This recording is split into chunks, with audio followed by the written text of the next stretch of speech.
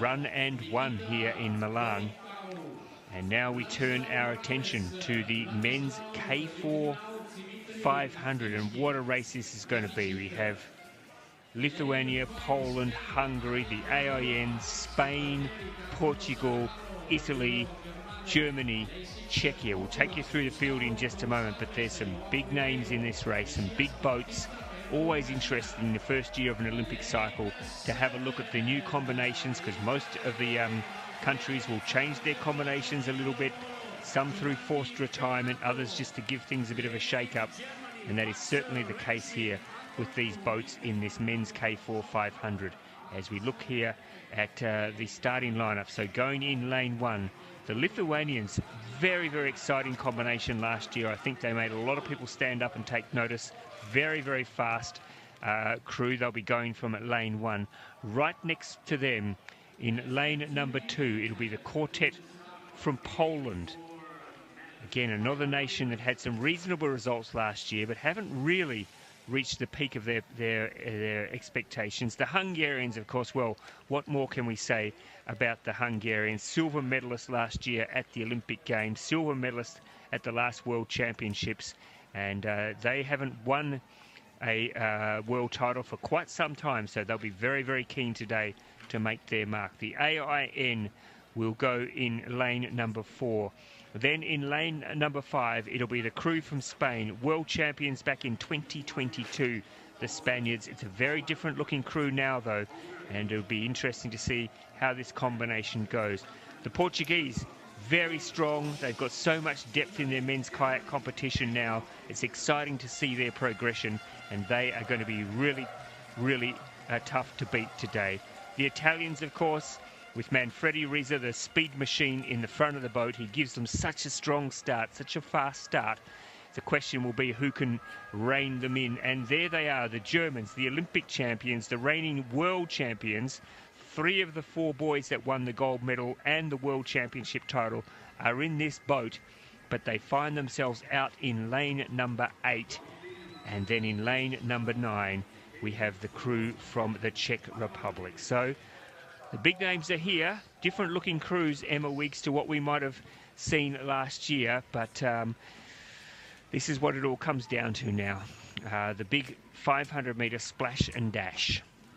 Yeah, absolutely. And I think Germany, Hungary and Poland have taken the podiums at the World Cups. Portugal won the Europeans, of course, not long after those World Cups. So absolutely stacked across those lanes there, and really putting down a marker is really, really important to these teams, just to make sure they've got 4 years then in the run-up to LA to really hone this boat, stick with those combinations, and get more and more juice out of the squeeze. So it's going to be exciting.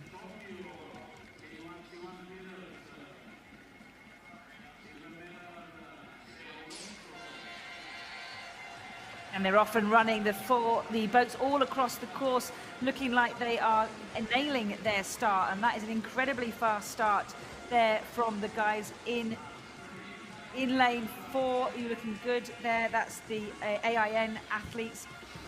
Just wait for the long view. Look at that, spread across the field. All the boats neck and neck at the minute. Italy in the center there in lane 7 of that shot, looking like they're doing well. Spain also pocket rockets, I call them, being pushed all the way by Portugal. Portugal looking like they are just edging into the lead as they get into their rhythm and really look to move that boat now. It is neck and neck. Portugal just in the lead from AIN. AIN just possibly sneaking in front. This is changing hands all the time. We've got Hungary in the mix as well. So Spain, Hungary, AIN and Germany at the 250 mark, Ross. But it looks like AIN on the far side. I think it might be...